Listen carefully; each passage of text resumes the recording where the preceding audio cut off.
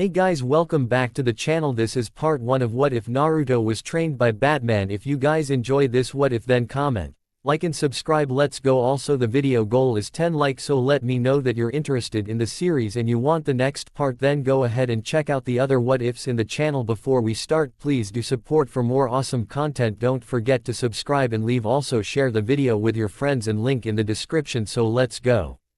Amanda Waller, a tall, slightly overweight black woman, was a person who'd seen many different strange places during her work for the government. There had been massive mansions big enough to hold thousands, little huts that one person could hardly manage in, and secret places in the middle of nowhere that no one knew about. This, however, was the first time she'd ever been to an island nation that had managed to keep itself completely and utterly off from the map. It was a few hundred miles off the coast of Japan. They even spoke the same language, and was large enough to hold some small countries and some massive cities. How they did that, Amanda would never know, but these people were powerful. The very reason they'd closed themselves off was because they were the only people on Earth who had access to a power known as chakra, with which they could do wondrous things.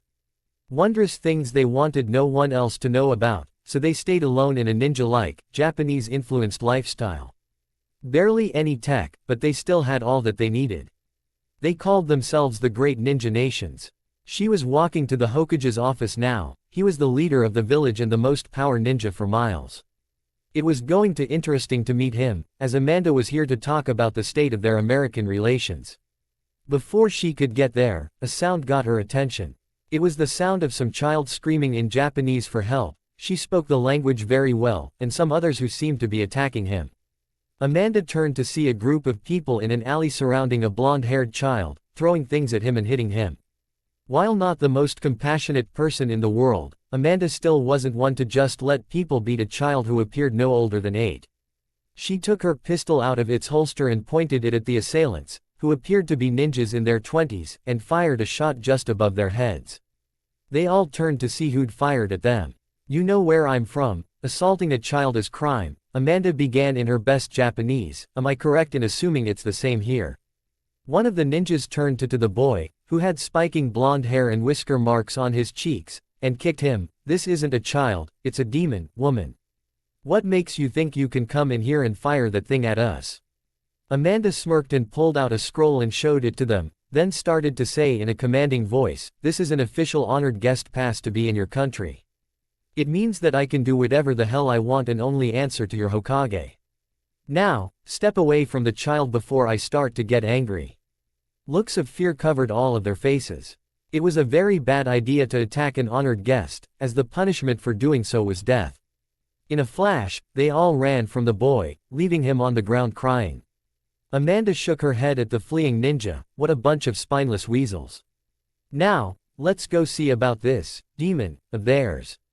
She walked over to the boy, who was covered in marks and bruises, and knelt down beside him. The poor thing was scared to death, so Amanda kneeled down by him carefully. "Hey there, little guy, are you okay? I swear that I'm not gonna hurt you. I made the mean men go away." The boy looked up at her, tears in his eyes, and sniffed. "I'm okay. I'm kind of used to it by now. My name's Naruto. You better go away, they'll hurt you too if they see you talking to me." Amanda smiled at him and chuckled. She slowly started to pick the small boy up, much to his shock. "Oh, I'm not scared of them. There's nothing those jerks could do to me. I'm Amanda, by the way. Do you want me to take you home to your parents so they can patch you up?" "I don't have a mommy or daddy," Naruto said in a sad little voice, "but you can take me to see the old man. He's the one who looks after me." She loved the nickname he had for his caretaker, even though she was sad to find that he no parents to comfort him. "And where does this old man live?" "Nearby." Naruto pointed to the Hokage tower. "He should be working on the top floor in there. He does lots and lots of paperwork." Amanda knew in an instant that he must have been talking about the Hokage. Between him being called a demon and being close with the Hokage, she knew there was a story here, and intend to find out what it was. "Well, okay then, we'll go together. You want me to carry you or will you walk?" Naruto jumped out of her arms and grabbed her hand. "I can walk. Thanks though," he said with a foxy grin.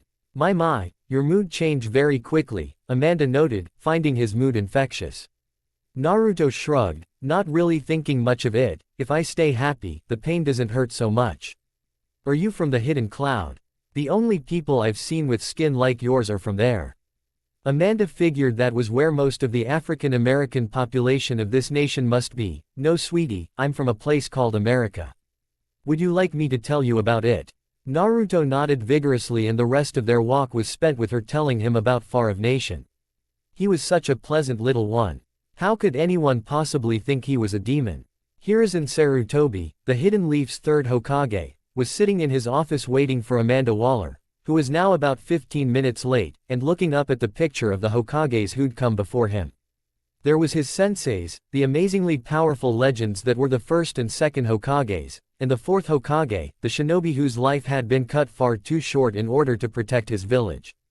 It was such a pity that the man would never get to see his son grow up. These thoughts were broken when a knock came at his door, causing the Hokage to call, "Come in." The door opened and a blonde blur shot inside. Hiruzen barely had time to laugh before his favorite little whiskered boy jumped up into his lap. "Hey old man, look who I found. This lady is named Amanda, and she's really, really nice." Hiruzen smiled down at him and looked back to Amanda. "Well, that's wonderful, Naruto.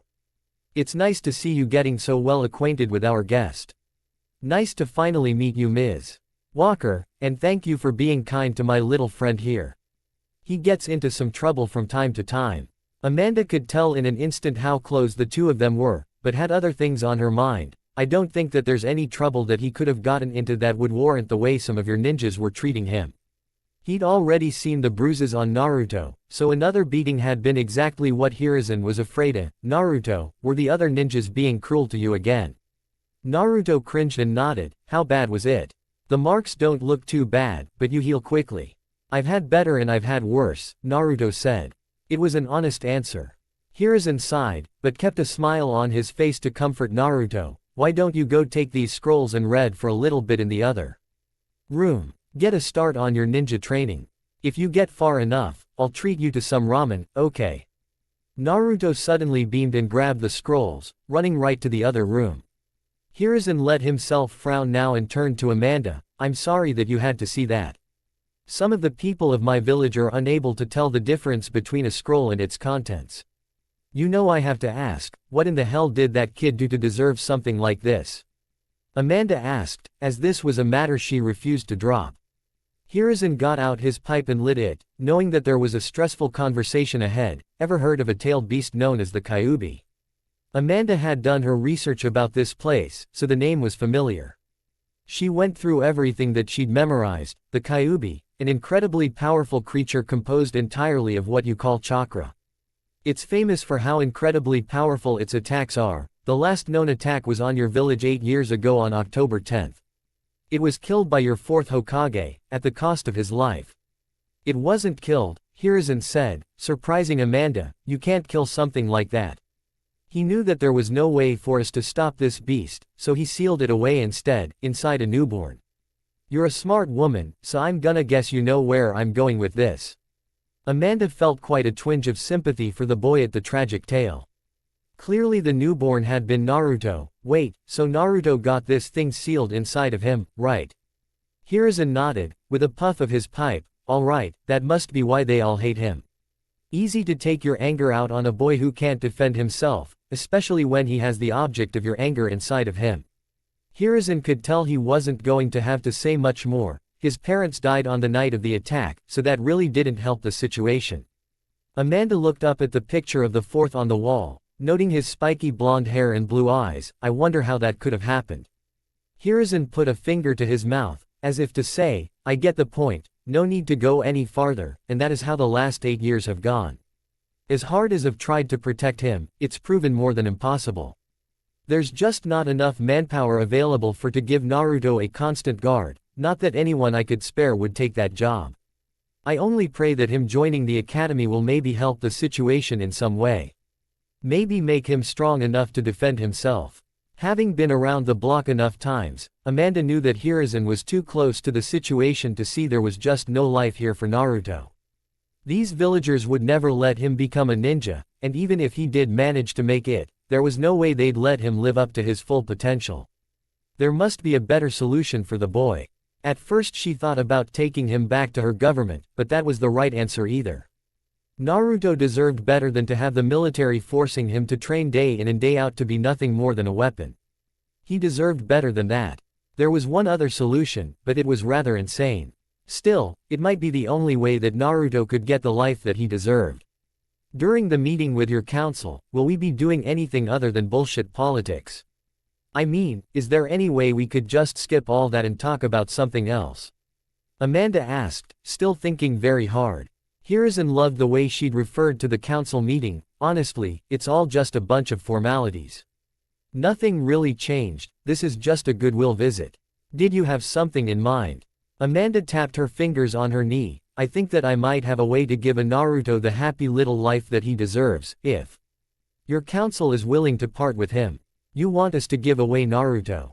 He's a member of our village and has a tailed beast inside of him. Hiruzen started, having issues with this on several levels. Amanda waved off his fears. You won't be giving him up, more like lending him to someone. How about you gather the council so that I can give them all my proposal? It sounds crazy in its simplest form, but there's more to it than you think. Hiruzen took a long drag from his pipe, then let it go as he drifted deeper into his thoughts. Naruto's happiness was of vital importance to him. He had to at least hear what she had to say if he was going to sleep at night. Give me 15 minutes. That should be the most it would take to get the council here. This had better be good. The Hokage was true to his word, managing to get the entire council front and center in no time at all. However, they more or less had the same reaction that Hiruzen did when Amanda so much as started her idea for Naruto. Are you mad, woman? Naruto is the most vital weapon that this village has. We can't just let him leave the leaf, Danzo, an old, one-eyed war hawk, stated. Amanda could already tell this was going to be an uphill battle. Danzo wasn't the only one glaring at her. In fact, just about every one of the Leaf's clan heads were burning a hole into her skull. Before I get any farther, I'd like to remind you all that the Hidden Leaf and the United States are on very good terms with one another, and I'd like to keep it that way. Then don't try and steal one of our ninjas, Hiashi Hyuga, head of the Hyugas, told her curtly. Amanda knew that she was gonna have to take a different approach with this. May I ask that you all refrain from interrupting until I've finished what I have to say? I feel like this would go much smoother if you gave me that courtesy. The council members hated being told what to do, but her point was a valid one. All of them gave a brief nod, letting Amanda continue. With what I'm proposing, Naruto would be allowed to return to the Hidden Leaf the second you needed him, and you'll be able to send someone once every month or two to come and check on his progress, so I'll get that out of the way right now. Does that put some of your minds at ease? Strangely enough, it actually did. Many of them visibly relaxed once she said it. Naruto may have been seen as a burden by many of them, but he was still a useful tool nonetheless. A tailed beast was the best weapon a village could have. Amanda knew just how to play to someone's logical side. I've noticed that many people around here hate him due to the issues with the Kyuubi. Am I correct in assuming it will be very hard to train Naruto properly without the villagers interfering? I imagine that even if you could get him trained, it wouldn't be that well and you'd never be able to agree on who did it. They were all shocked at just how on the dot she was with her assumptions. Hiruzen answered her, it's been an issue since the moment we found out he wanted to be a ninja. I figured as much. What if I told you that I knew of someone in America who would train him for you, no charge, and would do it better than any of your teachers ever could? No strings attached, just think of it as an act of goodwill between our two nations, Amanda started, seeing early that she had all of them hooked. The council began to murmur amongst themselves, curious about what she was talking about. Of course they still had their reservations, as soon Inuzuka showed them. How do we know you won't keep him for yourself or turn him against us, Why should we trust you? Amanda's answer was a very easy one, because my nation would never start a war that they know they couldn't win for a weapon that they can't ever comprehend. The man I want to train Naruto has nothing to do with our military, so you have no reason to worry about that. Shikaku Nara, possibly the smartest person in the Hidden Leaf, had a question that would truly be able to put his mind at ease. And why exactly would you be willing to set all of this up? Clearly you gain nothing from all of this, so why bother? No one in your position puts their neck out this much for some kid they hardly know. Amanda let his words sink in as looked down at her feet. The answer that she was about to give was one that ashamed her. It would not be an easy story for her to tell. The man that I want to train Naruto is considered something of a hero where I'm from. He tries to be a symbol of fear to the scum of the world and a symbol of hope to those who need it. For a long time, I was nothing like that. I did whatever I felt was necessary to protect people, no matter what the cost may have been. Not an awful philosophy really, but I soon began to go too far. There was a point where I started to take the human element out of it entirely, I'm ashamed to say. Before long, I got cocky and started to make messes that I wasn't able to clean up. One of them was forcing a little girl to genetically enhance powers she had no business using. She was out of control, nearly killed half a dozen people. Needless to say, I was unable to get a handle back on the situation. However, the man I mentioned before was. He tracked down that little girl, found her scared, unsure of what she was gonna do. She knew her powers were gonna end up killing her very soon, and the poor thing was terrified. Hard as it is to believe, he comforted her. Sat with her until her time came and then carried her to the morgue himself. To this day, I've never seen anything quite like it. The council was on the edge of their seats, immersed in the story. All except for Danzo, who found it to be a tedious tale, a lovely story, but what does this have to do with Naruto? Seeing him do that is what made me realize that I needed to change who I was, Amanda said, ignoring the one-eyed idiot. I put that girl through so much pain, and in the end, it was for nothing. While I needed to protect my country, I needed to do it in a way that kept my morals and the morals of those around me intact. I would have killed myself out of guilt if I didn't. Naruto is like that little girl to me. He's a poor soul that needs someone who'll actually bother to train him. Bruce Wayne, the man I've been speaking of, is exactly the person who'll do that. All of them knew that name, even if they knew little about the outside world. Shibi Aburame asked, Bruce Wayne as in the rich philanthropist. He trains young children. Amanda gave them the vaguest answer she could. There's more to him than that, but you don't need to worry about it. What you need to know is that if you give him the proper scrolls, Naruto will be able to come to the Hidden Leaf's aid more powerful than you could ever imagine. Much more so than if the teachers here who hate him were to teach him. Not to mention, for those of you who care about the boy, this will give him one of the happiest lives you could imagine. Once again, the council started to murmur to one another. It was a good deal, a damn good deal. Maybe they should actually hear her out on this one, if only for a little while. Here isn't even like the sound of it. You're here for 3 days, so why don't you draw up some documents and let us talk it over a bit? Does that sound okay? Understandable, considering that offer almost sounded too good to be true. It gave her a chance to handle something of her own. Sure, I've got to make a few inquiries of my own anyway. Please, take all the time that you need. Amanda walked out of the room to let the council discuss her proposal. There was one more person that she still needed to call. Odds were it was going to be a very awkward conversation. You want me to what? A distinctly male voice yelled from the other end of Amanda's phone.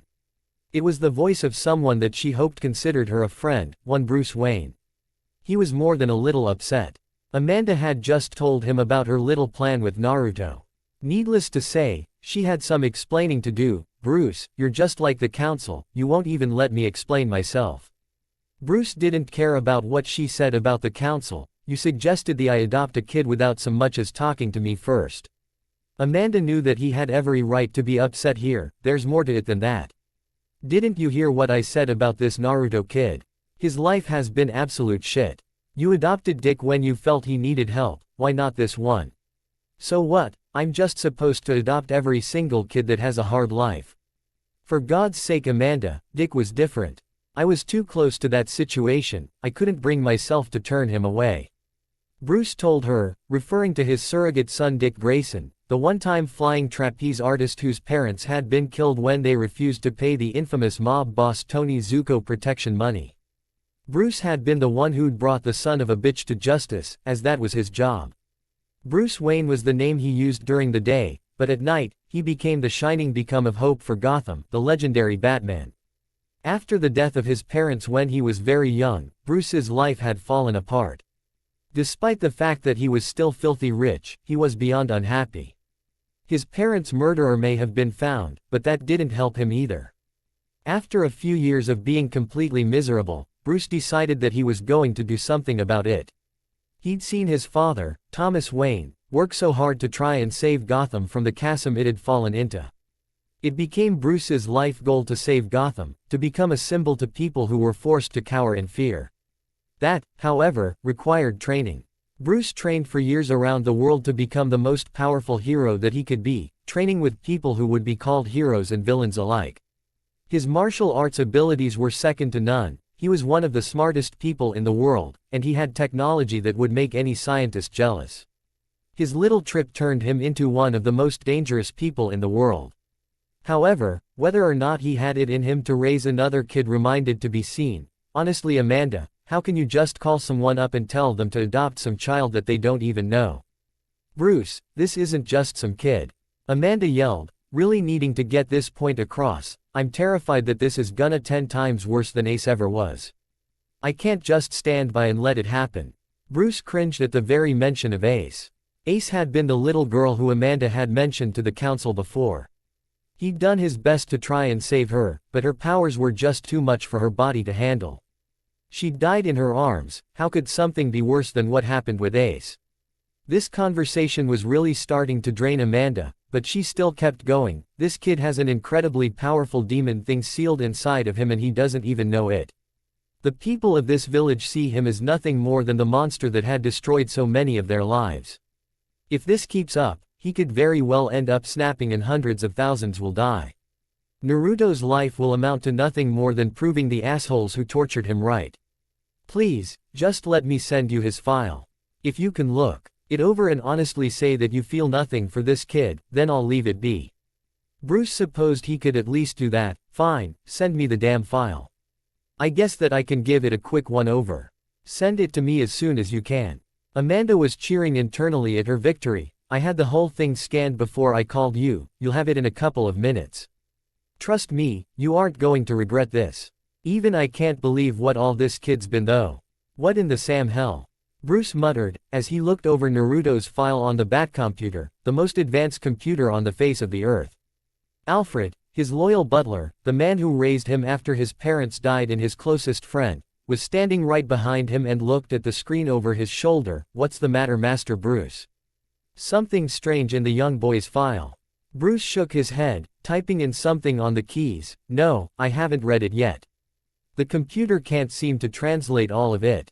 There's about a third of it that it can't identify at all.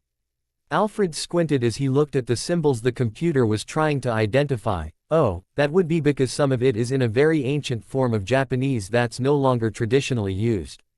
I can translate it for you if you'd like. Bruce was pretty impressed at his old friend's hidden skill. Let me guess, you learned Japanese back when you were working for the British government at MI6. But of course, Master Bruce, Alfred said as he started to type in the missing words. He mumbled to himself as he worked. Oh dear, well that's unfortunate, my word, that poor boy. Bruce could already tell that wasn't gonna be good, that bad huh? Alfred didn't even look up to respond. This boy Amanda was telling you about has been through hell and back. Where did she say he was from exactly? A country that doesn't even officially exist, Bruce told him, which didn't surprise Alfred in the least. You learned many shocking things by the time you were his age. Alfred finished up his translation and then back away from the computer, wiping some sweat away from his brow. The machine was very warm. There you are, sir. I must say, I don't know what to think about a place that would do things like this to someone so young. Bruce started to read the file, heeding Alfred's words as he did. The farther he got, the deeper the pit sunk into his stomach. Losing his parents had made his life less than enjoyable, he'd admit, but he'd never had it this bad. He'd spent years of his life chasing after justice, having made that in his little family that he'd created the most important things in his life. Reading this made him feel like he only had one option. Dick, come here for a moment. His 13-year-old sidekick jumped down from his perch in the Batcave down to his mentor. Hey Bruce, what do you need? Get the Batwing ready, Bruce responded quickly. We're making a little trip to Japan. You're coming to Alfred. I've got some translators, but I'll have to alter them to recognize the ancient Japanese you spoke of. Quote. Alfred nodded, going over to gather some of his things. Gladly, sir, it's always a pleasure taking a trip with you and Master Grayson. Once Alfred walked away, Dick turned to Bruce, "So, I'm getting myself a little brother." Bruce was startled by the question, as he didn't even know that Dick knew about Naruto. "How did you?" "I was listening on your call," Dick said, giving his usual charming smirk. "Seriously though, we should take this kid if it's anywhere near as bad as they say. We both know what it's like to lose our parents, but he never even got a chance to have any. Plus, we can't let him fall in the wrong hands, and, on more of a side note, I really want a little brother." Bruce rolled his eyes as he grabbed the overnight bag he kept in the cave and walked towards the Batwing. "Nothing is set in stone, we're just going to see if he really does need our help. If I feel like he needs to join our little family, then he will. Simple as that." Dick grabbed his overnight bag as well, trying to think of ways that he could convince Bruce to take this Naruto kid. Having him as a surrogate father was great, and Alfred was nice too. Heck, even Barbara, better known as their occasional cohort in vigilantism Batgirl, was fun to hang out with, but he still got kind of lonely. He wanted someone a little younger than him that he could just kick back and relax with, and if he got to help out a fellow orphan while doing it, he was all for it. To him, Naruto was a perfect solution. This and many other things ran through his head as he jumped in the Batwing with Bruce, Alfred not far behind them. Amanda had already given him the coordinates, so getting there would be no issue. Bruce took one last look at his various gauges, and then started to lift off. "Hold on tight people, we're in for a fun ride." Naruto was almost certain that he was in trouble. He'd been called into the Hokage's office and told not to move an inch, because the third had some very important business to discuss with him. There was no one else here, meaning that the old man wanted to talk to him and only him. Yup, he was in trouble. Naruto shuffled nervously on the couch as Hiruzen opened his office door. The moment he was in the room, the young boy practically tackled him. "Whatever I did, I'm really, really sorry. I swear I won't do it again. Please don't be mad at me, please." Hiruzen picked the boy up with a small chuckle. He was the one person Naruto never wanted to be mad at him. "Now Naruto, you haven't done a thing, that I know of anyways." The notorious prankster that he was, Naruto still had a couple of little stunts he wasn't sure if they knew about. Let's just assume that you caught me for everything, okay?" The Hokage agreed as he went over to his chair and sat down, Naruto still in his lap. "The reason that I called you in here is very important. You see Naruto, there's a man who may want to adopt you." "What?" Naruto screamed, his shock completely apparent. "But almost everyone in the village hates me. Who would want to adopt me?" Hiruzen could see there was both fear and hope in the child's eyes. If this didn't work out, he was going to feel horrid. "Well, he's not actually from here Naruto, not that it matters. He knows everything about you and he's still interested." Naruto's big, blue eyes burned right through Hiruzen. "Does he know the reason that they all hate me?" "Because I don't even know that." Hiruzen had to fight to keep from flinching. He was too young to know about the creature that resided him. Naruto would need to be at least a teenager before he could understand. "As I said, he knows all about you. Like he's not from here, so if he likes you and you want to live with him, you'll actually have to leave the Hidden Leaf Village." Naruto jumped off his lap, incredibly scared. "Leave the Hidden Leaf? I don't want to leave my home. Don't make me go old man, I promise I'll be good. No more pranks or anything." "This isn't a bad thing Naruto," Hiruzen told him, knowing that this would be the boy's reaction. "It's kind of a good thing. He's a man that can train you to become an incredibly powerful person. He'll give a very nice home, a family, everything that you've ever wanted." Naruto had wanted all of those things all right, but he'd wanted them in the leaf. "Old man, do you hate me like the rest of them do? Do you want me to go away?" That was like a knife in the old Hokage's heart. He pulled Naruto into a tight huge, "Good lord, no. You're one of the most important people in this entire village to me. Naruto, I don't want to see you go, but I have to at least suggest it. I honestly think that this could be what's best for you. I think that you could finally have the happy life that you deserve. We'll at least give this a chance, for me." Naruto looked in the old man's eyes and saw that he was nearly in tears. This man truly cared about him, he had Naruto's best interests at heart. There was only one answer Naruto could give. "Okay old man, I'll meet the guy. What did you say his name was?" Hiruzen breathed a sigh of relief at those words. "His name is Bruce Wayne, and he's here with his adopted son Dick and his friend Alfred, who's going to translate for us. He's come a long way to meet you Naruto, and I have a feeling that you two are really going to hit it off. 3 Americans coming to a place like the Hidden Leaf was more than just a little bit of a culture shock. If hadn't been for the fact that Alfred was there, Bruce and Dick would have gotten lost half a dozen times. Thanks to his translation, they were very quickly able to get a handle on where the Hokage's office was and how to get there. Bruce and Dick felt incredibly awkward as they walked up the steps of the Hokage's office, as they had no idea how to act. Alfred, on the other hand, knew how to be polite wherever he was and found that the people of Konoha loved him. "Alfred, can you please stop socializing with these guys?" Bruce asked as he got to the room he was supposed to meet Naruto in. "I realize that manners make the man, but I'm quite eager to meet Naruto." Alfred gave a quick bow to the woman he'd been talking to and then turned to Bruce. "Of course sir, forgive me. I can caught up in the moment at times. Please, let us meet young Master Naruto." Dick had gotten tired of waiting, so he just pushed the doors open. "Okay, enough talking, let's see this kid." The 3 of them walked in the room to find a young blonde sitting on the lap of an older man in robes. They sat down across from them tentatively. Neither side knew how to start. Naruto was clinging to Hiruzen for dear life, so Bruce decided to try and calm him down. "Hi, my name's Bruce, and this is my adopted son Dick. It's very nice to meet you."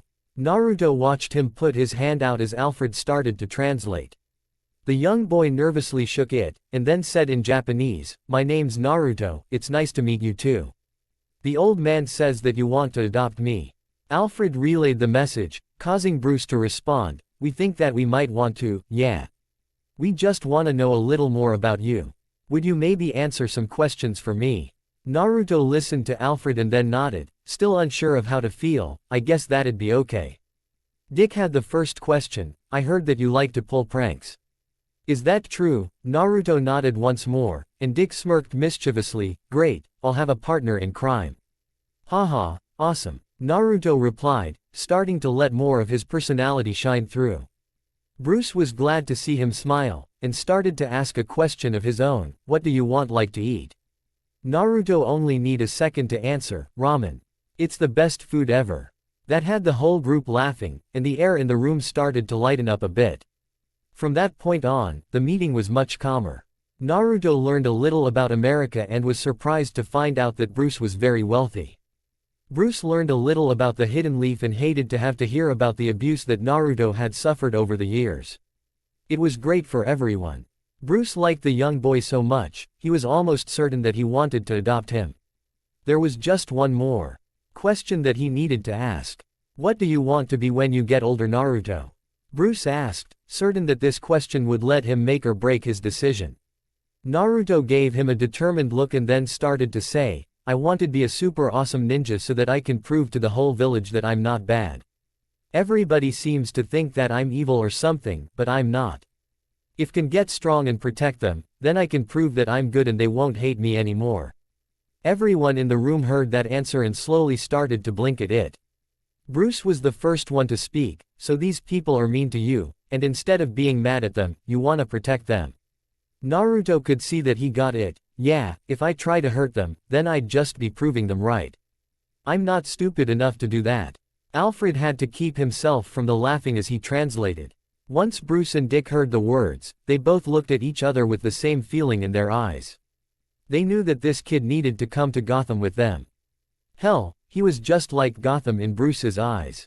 He was something that people had given up on, but could be great if he just had the right symbols to guide him.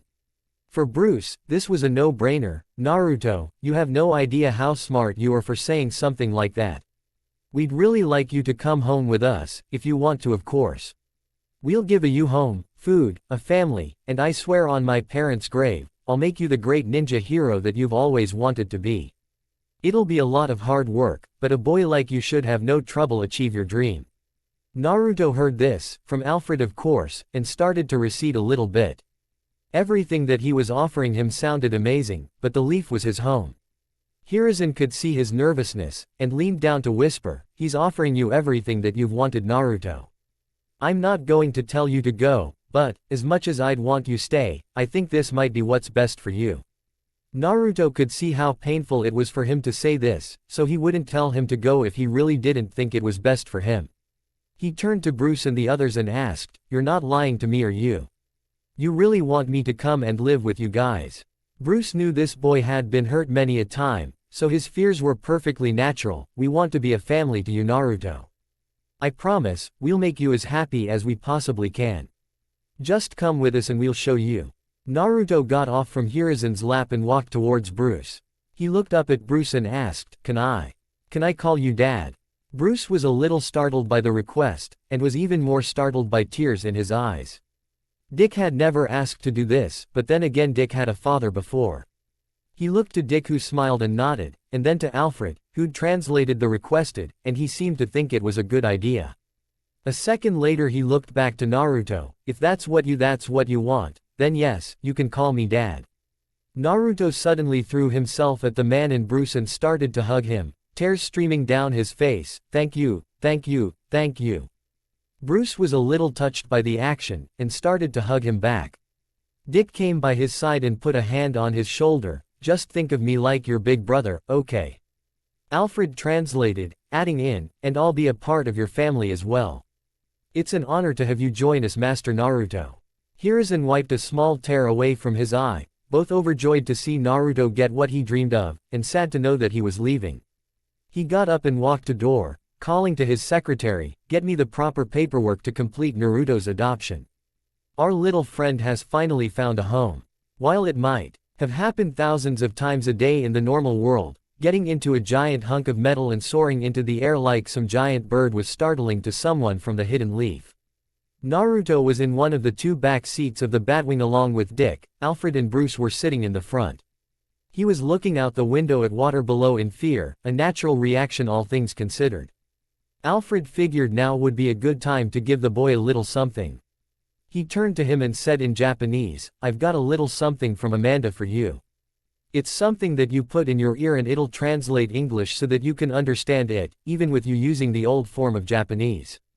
I'll be teaching you English once we get to Gotham, and I'll be teaching Bruce and Dick Japanese, but this will do for now. We all have ones of our own so that we can understand you when you speak as well." Naruto took the earpiece and put it in. Then he looked around and asked, "Can all of you guys understand me now?"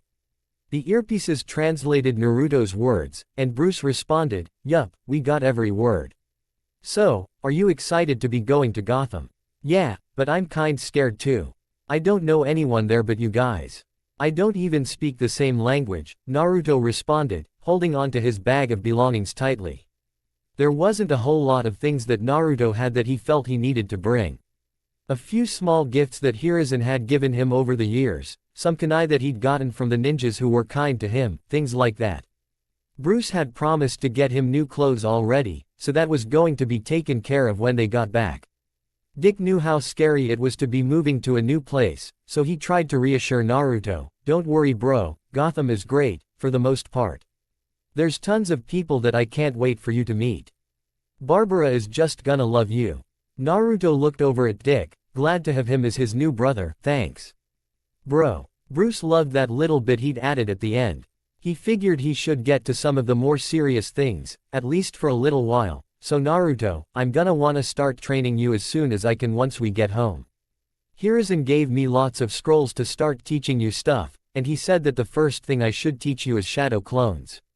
I guess that most ninjas don't learn them since they take up a lot of chakra, but that isn't an issue since you have so much of it. Did I pronounce chakra right?" "Yeah Dad, you got it right," Naruto said, loving finally having someone that he could call that. "How come the shadow clones are so good and why do I have so much chakra?" Bruce knew that he had so much chakra because of the Kyuubi, but Naruto wasn't ready to know that, so he danced around the question. "Hiruzen explained the chakra thing to me, but I didn't understand it. The shadow clones are great because when you, as he put it, disperse them you remember what they did. If you do something with 20 clones, they might each pick up something different and you'll learn something 20 times faster." "Alfred, how fast did you say you thought Naruto would be able to learn English?" Alfred seemed to be doing math in his head. "If Naruto is as smart as I think he is and can make enough clones, he'll be able to learn it in about 2, maybe 2.5 months. Naruto liked the sound of that, since learning things could be a really pain sometimes, that's so cool. Does that mean that I'm gonna be able to learn all the ninja stuff that fast too? Bruce didn't see why not, unless something comes up. Yes, you should. I'll be teaching you the ninja stuff and some of my own fighting styles too. You have a fighting style? Naruto asked, having caught that last part. Dick just had to get this one. He doesn't just have one, he's the best hand-to-hand fighter in America. One of the best in the world really. Naruto gaped at the finding that out about his new father. Wow, where did you learn to do that? Bruce looked at Dick in a slightly scolding manner, but wasn't too upset.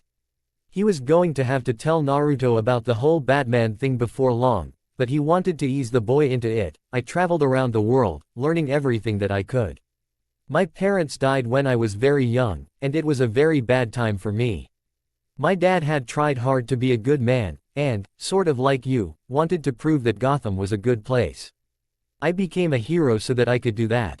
You're a hero. That's awesome too, Naruto said, getting more and more excited.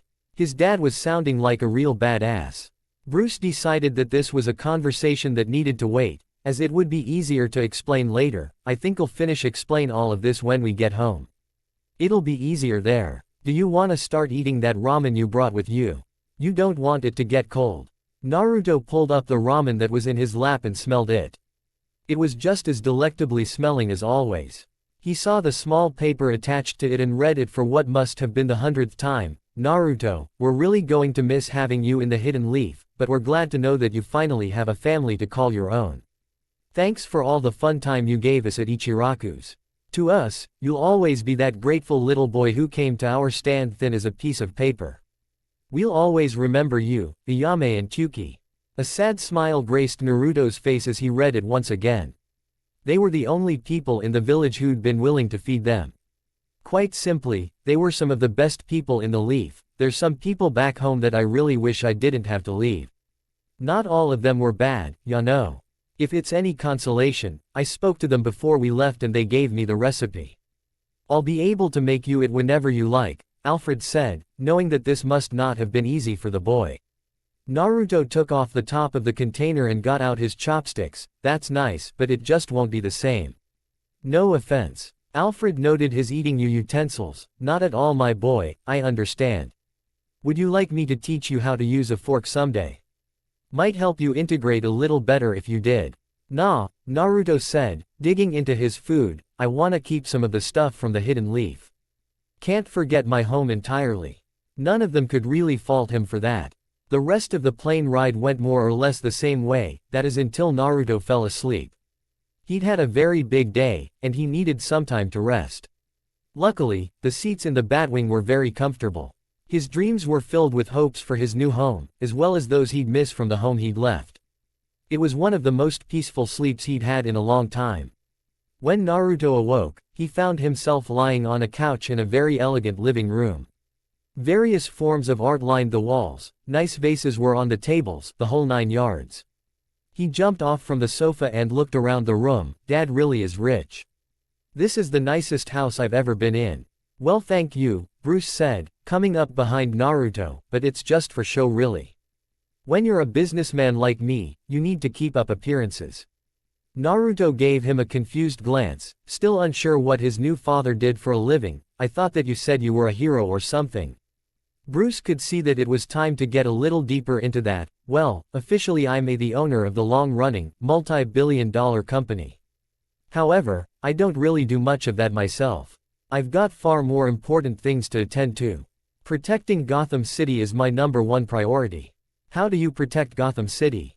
Naruto asked, eager to finally get all the information out there. Bruce moved his head from side to side, trying to decide how he wanted to put this. I'm something of a dark knight for Gotham. The kind of guy who puts fear into the hearts of criminals. Sort of like your ninjas back at the Hidden Leaf. Naruto was liking this more and more by the second. Really? Like how? Do you go and fight people, like take them out and stuff? Bruce was about to open his mouth to tell him he was on the right track, but there was a very loud knock at the door. Whoever was at it, clearly wasn't going to wait to be answered. Hold on to that thought, Naruto. I need to go and see who that is. Naruto watched Bruce walk down a short hall, then heard a door open.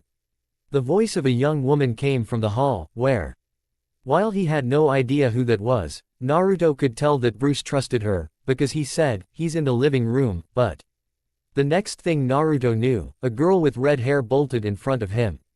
It was the daughter of famous Commissioner James Gordon, Barbara Gordon.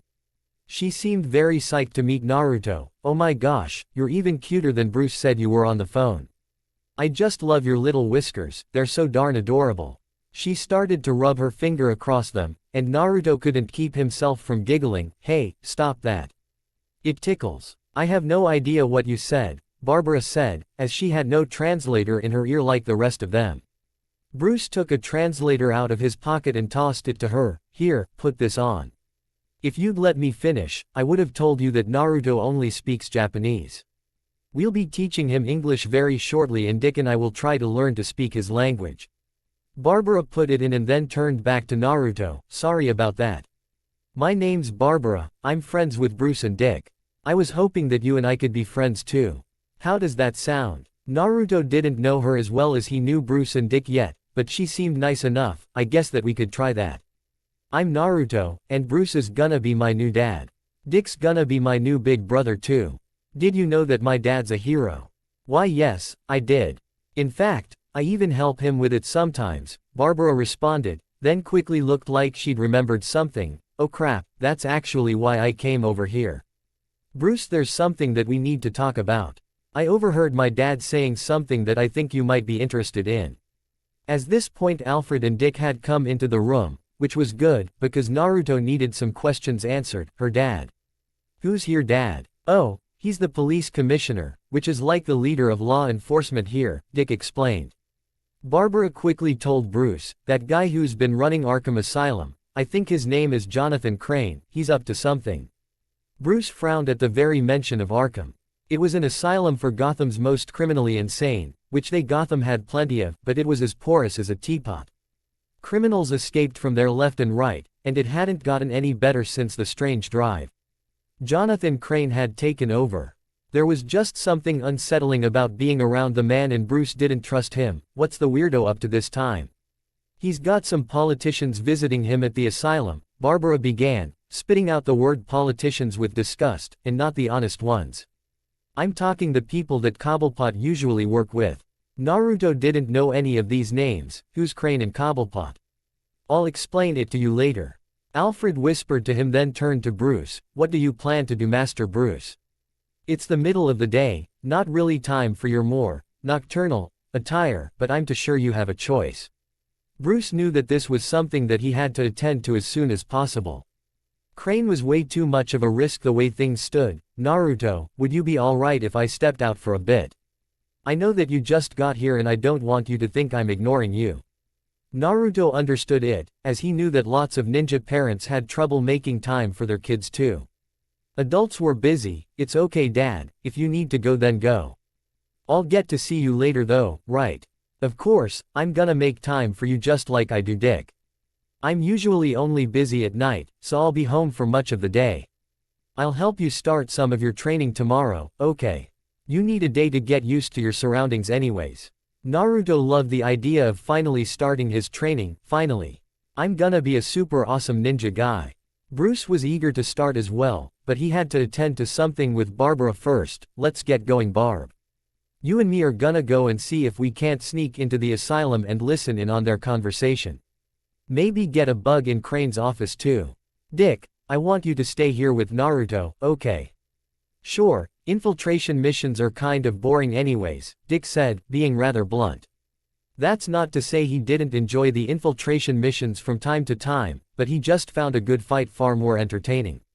Bruce walked towards the hallway and motioned for Barbara to follow him. "Come on Barb. Let's go get dressed before we go."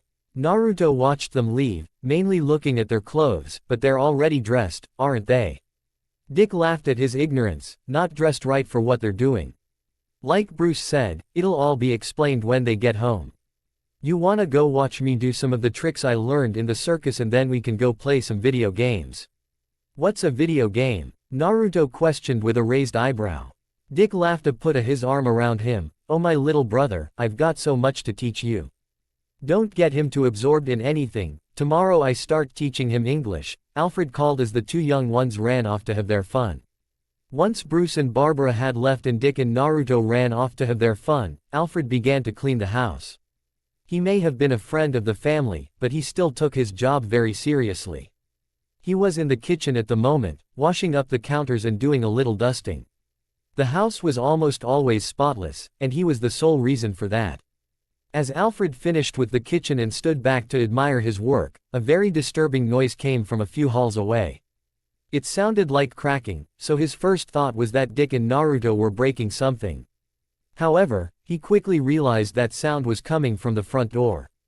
When he finally reached it, he saw it had been splinter and was on the edge of being kicked in. Another loud thud was heard as the splints of wood shot from the door. Alfred had no clue what was going on, but he did know it wasn't good. His MI6 training kicked right in and he started to run to where he figured Dick and Naruto must have been. Oh Lord, of all the days for this to happen. In less than a minute he burst into Dick's room to find Naruto fidgeting with a controller that he clearly didn't understand. Wait, which button did you say I pressed to jump? Dick would have answered if he'd been looking at Naruto, but Alfred's presence had thrown him off. Alfred, where's the fire? I haven't seen you run that fast in ages. No time to explain, Alfred panted out, someone's breaking down the front door. We need to get down to the Batcave now. Dick didn't ask any more questions. He picked up a confused Naruto and ran out into the hall along with Alfred. Naruto was lost as he tried to see where his brother was taking him. It was all kind of a blur as Alfred ran up to a clock and began to toy with its hands. Out of nowhere, the clock shot open like a door. Everyone ran inside of the opening it revealed and down the stairs that came along with it. Where are we going? Naruto screamed, as the steps ended and he was surrounded by monitors and computers. There was all kinds of technology that he couldn't identify. Robin sat him down and then ran to Batcomputer, starting to type stuff in. This is the Batcave. It's our base of operations for protecting Gotham. You know how Bruce said that he was a hero. Naruto nodded, looking at all of the crazy new things that filled this place. Yeah, does this stuff have something to do with it? That it does, Robin started as he pulled up the security monitors. He knew that it would put those he cared about in danger if people knew who he was, and that a symbol was more powerful than a man could ever be. The short version of this is, he became vigilante known as Batman, wearing a costume so that no one would know who he was. When he adopted me he made me his sidekick, Robin. Barbara is Batgirl. It's our job to protect this city from the crazies that run it. Naruto wanted to see what was on the monitor, so he ran up beside Dick. He puts on a costume. He dresses up as a bat. Dick knew that it sounded silly. It doubles as armor and holds lots of gadgets for defending himself. I'll show what I mean later. We've gotta keep this place safe first. If people don't know who Dad really is, then why is someone attacking his house? Naruto asked, as some of Dick's statements were contradicting one another. Dick was trying to answer Naruto's question as they spoke. Hold on, I've almost got a clear view of who they are. Let me see if I can get the audio up and running. That's when everyone quieted down as on the screen a group of men appeared. 5 men, all in grungy, black clothes, and oddly colorful masks. They were followed in by a slightly overweight man in dirty street clothes. He was covered in various forms of technology. There was a woman holding a gun to the back of his head. As he walked forward, they got a view of a woman with blonde hair tied in 2 ponytails wearing a half-red, half-black corset, with matching pants and shoes. She was a curvy, seductive girl, and she was grinning from ear to ear. The final member of the party walked in. It was a man with green hair, white skin, and blood-red lips that had been carved into a twisted smile. A purple suit with a little flower was what he wore. One look in his eyes was all it took to see he was one deranged son of a bitch. Why is a clown trying to break in here? Naruto asked as he looked at the bizarre man walking into the house. Dick told him before he silenced him, that's not a clown Naruto, it's one most insane man ever to live. The notorious clown prince of crime and our old nemesis, the Joker. He thinks the whole world is a joke and simply spends trying to, as he puts it, have fun. His idea of fun is destroying and killing just about everything in sight, along with his other brand of bizarre crimes. The blonde is his whipping girl, Harley Quinn. As for the chubby guy, I think it's a local hacker nicknamed the Calculator. The rest of them are just the Joker's goons. Listen close now, I wanna see if he'll say why he's here. All of them listened closely as the audio became a little more clear and the Joker began to speak. Well, isn't this a swanky place? Just look at all the fancy little knick-knacks around here. Pity we had to break the door down, that looked expensive. Oh well, the guy's rich. He can replace it all. Oh hey, let's line up some of the vases like bowling pins and we can use Calculator's head for a bowling ball. But Mr. J. Harley Quinn started in her bizarre, squeaky kind of voice, we still need this guy to keep the mansion's security offline. That's why we kidnapped him, right? The Calculator scowled as the Joker ranted on. I'm a terrible bowler anyways. The important part is, we need to find that kid. The one with the spiky blonde hair from the paper. The group in the Batcave audibly gasped as one of the Joker's men pulled out a newspaper with Bruce on the front, carrying Naruto inside Wayne Manor. It must have only been printed a few hours ago, since Naruto had been in Gotham for less than a day. The fact that it made the cover of Gotham Daily made sense. Bruce had told his publicist that handled all of his affairs for Wayne Tech to inform public he was adopting again on the way back from the Hidden Leaf, so the papers had already latched onto the story like a group leeches. That was the media for ya. The Joker grabbed the paper his goon had and looked it over. I've been thinking of having a kid for years, but I don't want poor Harley to ruin that flexible little body of hers popping out a kid. Harley put her hand on her hip and said with pride, you know it puddin'. There's no why I'm going through the so-called joys of childbirth. Exactly. So, this little kid here, Joker said, smacking the paper, is the answer. Just think about it. I'll teach him how throw playing cards, make high-powered explosives, mix up some laughing gas, skin people alive and make their faces into a mask. Ah, the joys of fatherhood. All mine ever did was throw a baseball around with me. One of goons turned to him, really? The Joker shrugged, maybe, hell if I can remember. Now come on, let's find that kid. Back at the Batcave, Dick and Alfred watched as they all spread out to look for Naruto. Except for Harley Quinn that is, who was busy keeping an eye on the Calculator as he typed something out on a little tablet he had on him. Alfred was at least happy about one thing, well, they don't know who Master Bruce is. That's an upside. However, Naruto could be in danger though. We need to keep him in here until the Joker's is apprehended. Good idea. So Naruto, don't. That's when Dick noticed that Naruto wasn't there. Naruto was nowhere to be seen. In fact, he wasn't even in the room at all. Alfred was both terrified and impressed. I heard that he'd escaped from the Anbu Special Ops back where he was from, but I figured that was just a rumor. Where did that boy run off to? Oh, you've gotta be kidding me. Dick yelled, looking back at the monitors. Alfred saw that Dick was looking at the corner monitor, which was showing Naruto sneaking around the halls with his arms full of various little gadgets that Batman was famous for using. It was clear what the boy was planning to do, he's going to try and take them out himself. Set some traps and things like that. I don't even think he knows what half of those things do. Dick got a little nervous. Well, I was sort of showing him a lot of them in my room before we started playing video games. I just told him that they were something Bruce's company made. Not a lie actually. Master Grayson, did you really think that doing something like that was wise? Alfred asked, grinding his teeth a little. He loved the boy like his own, but this was not the time to be taking risks like that. Dick could tell how much trouble he was going to be in later. Look, I know what I did was stupid, but this really isn't the time to judge. We need to get the security systems back online, and it looks like that tablet that the Calculator has is what's causing the jam. If Naruto knew how to avoid those Anbu guys, he can manage a couple of Joker's henchmen for a while. I'll get in close, hack the jamming signal wirelessly, and then go and find Naruto. He'll be safe, and the security system will either takes those guys out, or make them run for the hills. Alfred was glad to see the boy still had some logic in him. Now that sounds like you're using your head a bit more. Get it done. I'll keep an eye on our friends from here in radio if any issues should come up. Dick nodded and then ran off to get dressed. He need to do this in his Robin outfit if he was gonna do it at all, as he was able to move much better in that. Alfred was mumbling to himself as Dick left. Please Naruto, you're already like family to us. Don't let us lose you so soon. Naruto hadn't grown up with a lot. He'd had next to nothing actually, so now that he had a family, he was going to protect it. His big brother had shown him how to use all kind of cool stuff a little earlier, and he had plenty of ideas as to what to do with them. 5 of the guys who were coming at them were just goons. Naruto knew that he could trick them.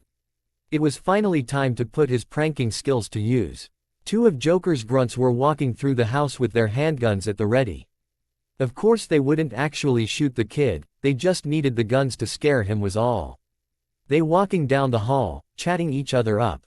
One of them leaned over and said, "So does the boss really think that this kid is worth all the trouble?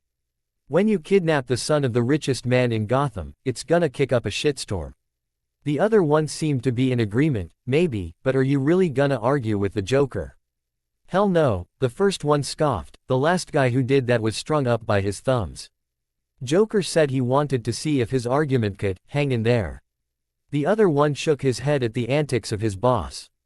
There was times that he thought about leaving this gang, but you never crossed the Joker, not if you wanted to live anyways. Before he could respond, a small tapping came from the kitchen. It almost sounded like little feet pattering across a tile floor. One of the grunts looked to his partner and gave him signal to be quiet.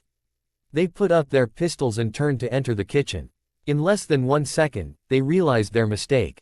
A small ping was heard, and both of their eyes shot down to see that they'd tripped a wire under their feet. 3 cylinders that had been held to ceiling by duct tape were pulled down by the wire. They went off when they hit the ground, releasing a sticky, yellow substance all over the criminals. "What in the hell? These are the Bats Glue Grandes." One of the criminals screamed, struggling just to try and move as the substance covered him. The other one was just as confused, "He hasn't used these bastards in years. Why the hell would he?" Before he could finish, a small disc slid towards their feet and made a distinctive click. Waves of electricity shot from the disc and at the Joker's grunts. They both fell to the ground unconscious as Naruto poked his head out from under the table. "Ha, that was easy. I'll just tie him up and let Dad do the rest when he gets here. Now, how to take care of those other ones?" While his little brother was busy trying to take out the issue in his own way, Robin was off to try and take out the heart of the issue. He had his earpiece set so that Alfred could communicate with him and keep him updated on how Naruto was doing. Speaking of which, a voice then came into his ear, "Master Grayson, you're not going to believe this. Naruto actually managed to take 2 of those fools out." "Really? Huh, guess his pranks must have been better than we thought," Robin responded in a whisper, making sure not to alert anyone that was around him. He knew this mansion like the back of his hand, so he was making to Harley very quickly. His plan was just to not alert her at all, as she was one hell of a fighter. She'd gone toe-to-toe with plenty of heroes on more than one occasion. Luckily, there was a way to circumvent Harley altogether. All he would need was a little help from the calculator. If he could get it anyways. If there was one thing to admire about the Joker, it was the fact that he always got down and dirty with his men. That included looking for the little boy that was currently the object of his attention. He had been searching for 20 minutes in fact, and was starting to get bored. "Come on, where is this little brat? Maybe I'll just burn the house down. Either he'll run out and I can catch him, or he'll die, and he wasn't worth my time anyways. Of course my men could die too, I'll file it under a maybe." It was as he was ranting to himself that he stepped on someone's leg. The leg belonged to one of his men, and he was tied up along with another person. Joker could see they were covered in some kind dried goop, and they had some electrical burns on them as well. All of a sudden the Joker started to jump for joy. "Batsy's here. Oh goody, goody, goody. This just got a lot more fun." One of his men groaned and he gave him brief pat on the head. "Now you two sit tight. I've got some work to do. Forget the brat, it's time for the bat." Ha ha ha. The Joker practically skipped away, completely unaware that Naruto was still hiding in the kitchen having just finished tying up the goons. He figured that it was only natural that the Joker thought his dad was there, since he was using his tech. Naruto was thinking hard about what to do next when he heard the Joker suddenly call to his men, "Anyone who's still up and can hear me, we've got a friend here. I don't how the Batman knew we were coming, but he's already taken out 2 us. One of you go and take care of napping twins, the other 2 come with me." Once Naruto heard that, he knew just what to do. He took out one of the smoke bombs and held it tight in his hand. Footsteps got closer and closer to two men, and Naruto's palms started to get sweaty. There wasn't going to be a second shot at this, so he needed to make it perfect. Oh come on. He's using that glue shit again. It's impossible to get off your clothes. Man, I'm in my best duds too, the lackey complained as he finally got the two men. As soon as Naruto knew that he was in range, he went into action. He threw the smoke bomb right at his foe, causing a cloud of smoke to surround the Joker's goon. Naruto started to run as the man coughed from inhaling the smoke. Even though he couldn't see what was going on, the goon started to head right towards what he thought was the Batman. The moment that he got out of the smoke, something caught his legs and fell flat on his face. What he didn't know was that Naruto had taken some of his leftover wire and quickly set up a nice little trap. The wire was strung out just far enough for the goon to trip over, and, before he could even get up, Naruto grabbed frying pan and whacked him over the head with it. The moron was out in no time. It wasn't pretty, but it worked, Naruto said to himself. If he'd had more time he would have come up with something better, not that it mattered. They were knocked out now. Hey, I heard something over here, someone yelled from the other room. Naruto knew that meant it was time to leave, so he ran to get back to the Batcave. That's all I've got, Dick, hope you can handle the rest. Robin was literally about 10 feet away from the calculator, hiding behind a wall so that Harley Quinn couldn't see him. He raised up his arm, activating his holographic computer interface. This was probably the most advanced piece of equipment that he had, as it connected him to the Batcomputer. He began to type on the holographic keys, hacking into the calculator's systems. Either this was gonna fix everything, or it would nearly get him killed. His fingers were crossed that it wasn't the latter. The calculator soon noticed that there was text appearing on the corner his tablet that hadn't been there before. It read, "I'm going to turn the silent alarms back on. I know you're not here of your own free will, so just let me to it and don't tell Harley. The cops will come and scare Harley and Joker off. It'll be a win for us both." The calculator knew the R must have been Robin, having dealt with the kid plenty of times before. He was more than happy to sit there and the police come, he'd just hightail it out of there once they got close. This issue would merely work itself out. Alfred began to sound off in Robin's ear as he got the systems back up. "Master Grayson, tell me that you've almost got this fixed. The Joker and his men are making a real mess of the mansion." "It'll be back in few seconds," Robin confirmed. "What about Naruto? Is he alright?" Alfred was glad to have some good news for this one. He's won his way back to the cave as we speak. He should be here far before the Joker's goons find him. There's only two of them left thanks to him. Actually, they're not too far from you. Maybe once you're finished, you can go and take them out. Might make the Joker leave even more quickly. Robin couldn't see why not. "I'll do just that in a second." First things first though. Robin quickly typed the last of the codes in the system and finally got the silent alarms going. The police would be here in a matter of minutes, which would have the Joker running for the hills. He'd just broken out of Arkham, he wouldn't want to risk going back so soon. The man was crazy, not stupid. Once he finished, Robin turned hologram off and out his bow staff.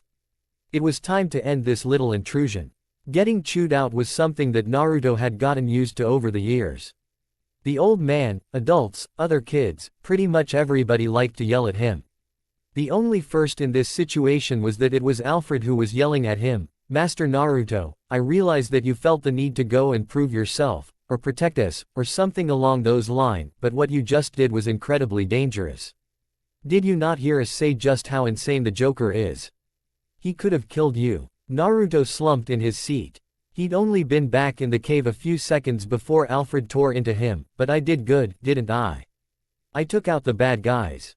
"I know you did, Naruto, and that was impressive, but what if something had gone wrong?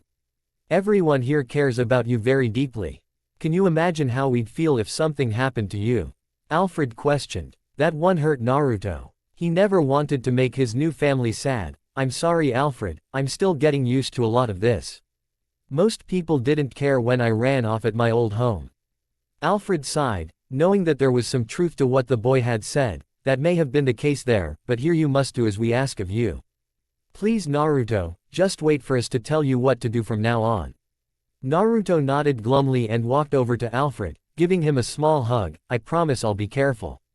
Alfred hugged the boy back, finding it near impossible to stay mad at him. "Well, that's enough of that. How about we just go and see if your brother is managing all right with the Joker and his friends?" Naruto quickly ran over to the monitor, Alfred not far behind him. They found that Robin was in the living room, beating the ever-loving crap out of one of the Joker's goons. The other one had already been knocked out, and the Joker himself was standing on the side with a chair, seeming to be waiting for the perfect moment to strike. Robin swept the goon's legs with his staff and knocked him to his feet, then swung it back around and hit him in the temple. Needless to say, the man wasn't awake for long. That's when the Joker struck. "Let's see how you like this one, Birdbrain." The Joker ran up behind him with the chair, but Robin spun around and used his staff to block. A chair was no match for the well-built weapon of the boy wonder. It broke over the staff, causing the Joker to scowl. "Oh come on. Can't you people just use something cheap for once?" Robin smirked, actually finding what the Joker had said funny. That was until the Joker grabbed the flower on his shirt and began to spray acid at him. The acid nearly burned Robin's face, as he'd only managed to dodge it by a few inches. Taking out his knife and spinning it around in his hand, the Joker started to gain the upper hand. "If I can take the Batman, I can take a punk like you. I haven't even gotten out half of my toys yet. Why don't you just point me to the boss man so that you can run along home, huh?" "Batman isn't even here, genius," Robin said, going in for the kill. "The only people who are coming here is the cops, because I managed to turn the silent alarms back on." The smile left the Joker's face and he began to scowl. "Damn it, I can't get caught yet. I've still got a few gags to set up before I head back to the asylum. Harley, cut the what's it loose. We've got a split." Harley pulled her gun away from the calculator and shot at the window, breaking it open, right behind Ya Puddin'. The Joker ran over to the window and dove out, Harley quickly following suit. The calculator soon fled as well, though he went in a different direction. Robin ran to the window just in time to see them run to their car for a quick getaway. It was a relief to see them go, even if it meant they were escaping. He turned around and took off his mask. "Well, that was a close one. I noticed," a voice behind him said, and Robin didn't need to turn around to know it was Bruce in his batsuit. "Care to explain to me what the hell happened here?" Robin faced Bruce and saw the Barbara was still with him. "The Joker busted in to try and kidnap Naruto. I guess when he heard you had a new kid, he thought that he might take him for his own. At least we got him out of here with, let's say, minimal damage." Barbara looked worried, even with her mask on. "What about Naruto? Is he okay?" "Oh, he must have been so scared. Actually, he took out 3 of the guys himself," Robin told her, shocking the 15-year-old girl. "I'm not kidding. He nabbed some of your guys' gear and used his pranking tricks to knock them out. Go check the kitchen, that's where they're at." Before any of them could, Naruto and Alfred appeared. They could come out now that they knew it was safe. Naruto ran right up to Batman. "Dad, that's your costume. It's so cool. Can I get one?" Bruce took off his mask and looked down at Naruto. "I don't know, I just heard that you went and attacked a bunch of armed criminals. There's no way that Alfred just let you do that." Naruto got a sheepish look on his face. "Oh, about that." Bruce waved it off for now, "We'll talk about it later. Let's get all this cleaned up and then we can share stories about what all happened to today. Although something tells me that yours was more interesting." The next few hours were spent cleaning up and handing the criminals off to the police. 5 of the Joker's men was something the police was happy to get, though it did force Bruce to come up with some kind of excuse for everything that had happened. In the end, it all worked out for the best. Everyone was safe. That's what mattered. It was a dark, damp alleyway in the heart of Gotham. There was dripping sound from water falling from a nearby fire escape. Trash covered just about everything in the alley, giving the whole place a disgusting smell. This was the type of the place the criminals loved to gather, even with the threat of the Batman lurking overhead. That was why this is where Rupert Thorne had chosen to meet his latest business client here. Thorne had appeared to be a legitimate businessman for years, but he was merely dumping all of the money that he'd made from his intimidation racket into his supposedly legal ventures. He kept himself safe from the law by giving money to politicians who then made sure the police looked the other way. With a new mayor being up for election, it was time for Thorne to push his money towards someone who would help him later on, and at the moment that was the white-collar criminal King Oswald Coppelt. However, Thorne was keeping his options open, and meeting with someone who was representing another possible candidate for mayor. How long before Crane's guy is supposed to get here? One of the Thorne's men groaned, tired of standing in the cold alley. Thorne, a tall, large man, chuckled deeply, "Be patient now, he's not even late yet. Crane said that we'd know him the moment we saw him, so just be quiet and let him come to us. Light cigarette or something." "I'd rather he not," a raspy voice said from the other end of the alley. "I'm not much of a smoker." A man in a black trenchcoat walked out. His clothes under it looked like they'd been fashioned out of burlap sacks, and he had some kind of bag over his head. 2 eye holes were cut into the bag along with a jagged mouth. The man was holding on to a sickle and he had a dusty old hat. To top it all off, there was noose around his neck and blood splattered on the coat. Thorne had to admit, it was a scary look, intimidating, but nothing more than a Halloween costume really. "Are you the guy Crane was supposed to send?" "Yes," the man replied, still in his raspy whisper. "I'm here to discuss the possibility of you funneling your money into Drive Crane's campaign rather than the Penguins." Thorne had almost forgotten about Cobblepot's nickname. "Oh right, that's what everybody calls him, isn't it? Must be all the suits he wears and fact that he's a fat little midget of a man. He's like 4 feet tall, right? And he's got that long-ass nose. God help whatever girl has to go down on him." The masked man frowned, though it was impossible to see. "That is really none of my concern. At the moment, I only care about showing what Drive Crane has to offer you in exchange for your support during the campaign." Now he had Thorne's full attention. "Right, that little drug your boss manufactures. Well, there's plenty of drugs in Gotham, so yours better be good.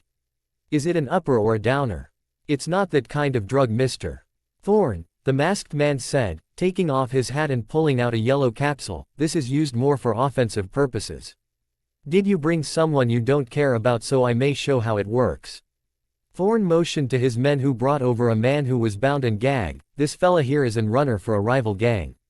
I couldn't give 2 shits if you tested it on him." The masked man put his hat back on and walked over to bound man. He ripped some duct tape from his face and raised the capsule above his head. "I'm not testing it, mister. Thorne, I know it works. This is just so that I can show you the fear this substance produces."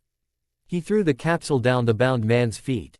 A powder began to rise from the ground, slowly getting up to the man's nose. The one in the mask backed away, seeming very eager to see what was going to happen. It was noticeable the moment it entered his system. His heartbeat began to quicken, his eyes got buggy, and he began to sweat. The bound man began to panic, but he didn't know why. It was like his body was involuntarily terrified. He looked to the mask and his fear grew even more than he ever thought possible. Its eyes had turned a glowing yellow, a strange smoke began to drift from its maw, and mask itself began to twist and contort. A loud scream came from the bound man's mouth, and he began to try and scoot away as quickly as he could. "Get it away. Oh God, please, get it away." Everyone around the bound man was stunned, except for the man in the mask that is. To them everything looked normal. Thorne gave a low whistle at the display. "Well, would you look at that? What the heck did that crap do? It puts the body in a state of extreme panic to the point where it begins to hallucinate, which is what our friend here is likely doing," the masked man said, seeming very satisfied with the results. "It's called a fear toxin, and if you side with Dr. Crane, I'll give it to you by the pound. This stuff has 1,000 uses, mister. Thorne. It can be airborne, put in drinks, just about any way you might want someone ingest it." Thorne liked the sound of all that, but had one question. "This is great stuff, but what's to stop him from making the same offer to my competitors? If make this deal, I want to be the only who has access to it." The masked man felt that was a fair request. "Drive Crane is the only one that can make it, so that shouldn't be a problem. We will have other supporters, but we've promised them political favors. You'll get the toxin along with your usual protection from the police. Do we have a deal?" Thorne reached out and grabbed the masked man's hand, startling him. "Damn right we've got a deal. I think that this is the start of a beautiful friendship. What's your name, man? I wanna buy you a drink." The masked man turned around and started to walk away. "I'm afraid that won't be an option. I've got other things to attend to. As for my name, you can call me the Scarecrow. Fear is power, mister." "Thorne, Be sure that you use it wisely. Thorn started to watch him walks away and suddenly heard something whizzing through the air. The scarecrow's sickle hit the bounded man square in the head, splatter blood everywhere. The twisted little move made Thorn look at the leaving scarecrow with a grin. I already love him. Ha ha. Wayne Manor was nearly full at the moment, just about ready to burst. Although, the people that filled it were only in 3 or 4 of the rooms, and all of the people in it were Naruto. It had been a week since the incident with the Joker, and Naruto's training had begun. The first thing that he learned how to do was make a shadow clone, just as Sarutobi had suggested he do. All someone needed to do was make a hand seal and then attempt to distribute your chakra evenly.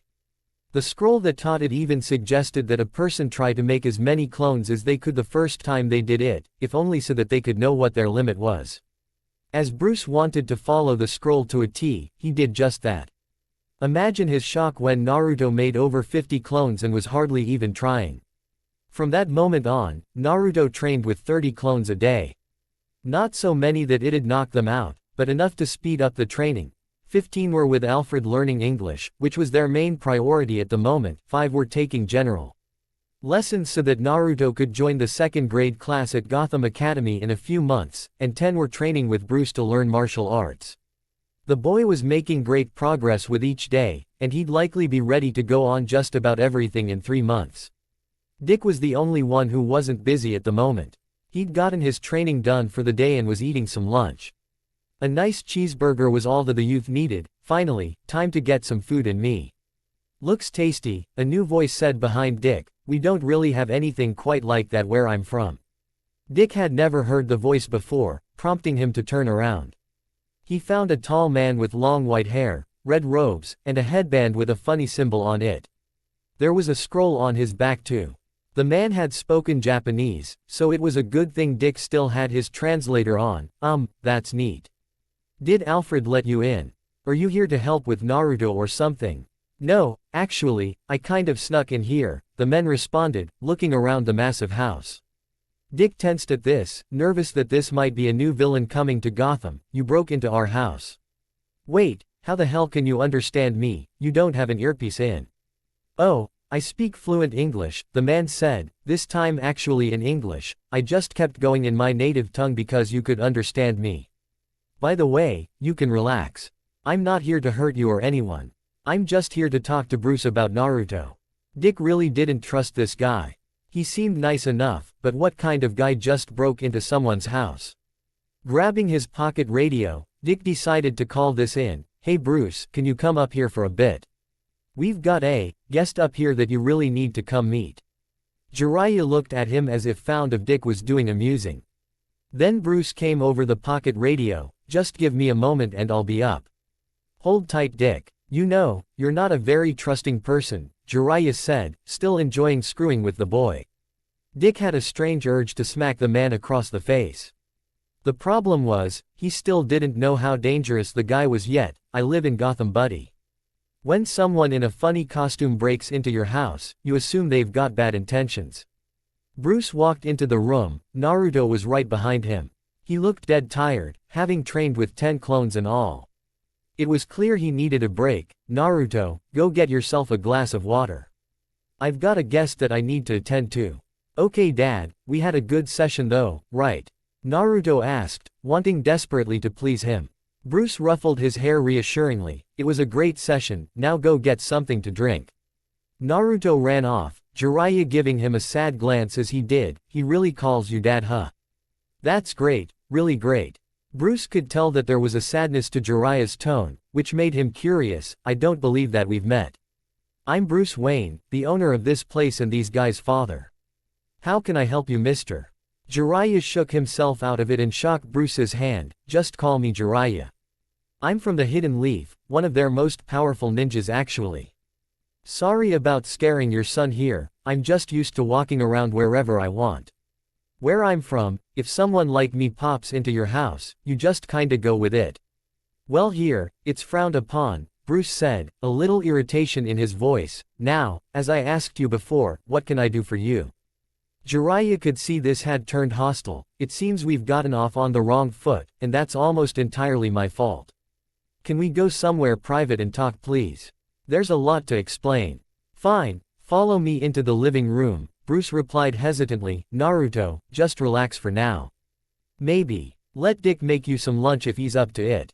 Jiraiya breathed a little easier as Bruce led to the living room, Naruto asking Dick for something to eat all the while. Something in Bruce's pocket started to make noise as they walked. The Dark Knight pulled it out of his pocket and groaned, "For the love of God, stop calling me. I'm not gonna fund you, you psycho." Jiraiya found that little action bizarre as he watched Bruce put his phone back in his pocket. Care to explain what that was about? Jonathan Crane, the head of our local insane asylum, is running for mayor and wants me to help fund him, Bruce said, his bitterness about it completely on display. Not that it matters to you. Now, for one last time, why are you here? Jiraiya looked at the ground, having a tough time keeping up his usually slick personality. The Hidden Leaf needed someone to make sure Naruto was adjusting well to his new home, and I offered to take the job. This visit is mostly so that I can make sure he's happy where he's at. Oh, well, why didn't you just say so? Bruce asked, as this made plenty of sense to him. There was no need to be so convoluted about it. Jiraiya had a hard time choking out the words he was about to say. Well, the reason I wanted to see Naruto in the first place is because I was supposed to be his godfather. There was instant silence in the room, as Bruce began to stare down Jiraiya. His rage made no attempt to contain itself. Hold on, are you saying that Naruto, a kid who was beaten day in and day out back in the Hidden Leaf, was supposed to have you as a guardian if his parents died? Jiraiya nodded, and you're also telling me that you didn't bother to fulfill your obligation, leaving Naruto to fend for himself. Jiraiya nodded again, but this time with shame. So why, Jiraiya, should I not punch square in the face right now? You have to believe that I wanted with all my heart to take Naruto, Jiraiya began desperately, but the council wouldn't let me. I'm one of the legendary Sannin, and that's a big deal where I'm from. I've got a massive spy ring that I'm the head of as well, which I wouldn't have time to handle if I adopted Naruto. I begged to get out of it, but Bruce raised up his hand to stop him from talking. All right, I get it. You were backed into a corner. Did you at least try and do something him? Jiraiya pulled out a book and showed it to him. This a book of my financial records. If you could read it, you'd see that I've been sending him money since the day he turned 2. If I'd known more about the beatings, I would have hired him a bodyguard or something too. Well, I'm sorry for your troubles, Bruce said honestly, feeling sympathy for the man. If you don't mind me asking, how did you come to be the boy's godfather? Jiraiya wasn't about to open that can of worms. I trained his father, let's just leave it at that. It's safer if you have no idea about his heritage. I already know about his burden. What's so risky about his heritage? Bruce asked, having a hard time believing that this could be that big of a secret. Jiraiya had no idea that Bruce knew that much. Well, looks like you're more in the loop than I thought. Have you been training him with clones, like Sensei suggested? Bruce deduced that this guy must have been the Hokage's student, which would explain why he was supposedly so powerful. That I have. It's been working very well for him. Of course we have to make sure that no civilians are around when he uses them, but other than that it's great. Well, that's perfect then. You know, if you wanted me to stick around and make sure that Naruto's being trained right, I'll be more than happy to do it. I can spare a couple of days here, Jiraiya told Bruce, seeming very hopeful. Bruce knew that he really just wanted to spend time with Naruto, but if he really did help with the boy's training, it could be beneficial for everyone. We've got plenty of extra rooms here, so I'll take you up on that if you're serious. Jiraiya was shocked he agreed so quickly. You have no issues with an extremely powerful stranger that you just met staying at your house? None at all. Bruce gave Jiraiya a slight glare. I've taken on plenty of powerful people in my day. Don't think that I'd be an easy fight, even with your chakra. You've got balls, sir, Jiraiya said as he walked by Bruce. You'd need them if you were gonna take on me. The Sannin versus the Batman, wouldn't that be something? Bruce figured he'd found that out from his spy network. I guess that would be something. However, there's no way that billionaire playboy who can hardly even tie his own shoes without his butler could be the Batman, right? Jiraiya knew the point he was making with that one. He was saying, try and get Gotham to believe that I'm the one running around like a flying rat. No, you're right. After all, I like to learn all that I can about the man who's going to be raising my godchild. Researched you a whole lot, and you look just fine to me. Please, show me to my room. I'm about ready to pass out from exhaustion here. If you'd been in the room, you would have been able to feel the mutual respect the two of them had for one another. Most people would have assumed right off that bat that Jiraiya could take Bruce because of the fact that he had access to chakra, but Jiraiya was smarter than that. Maybe if there was no for Bruce to escape, it could be a sure thing for Jiraiya to win, but that wasn't a likely situation.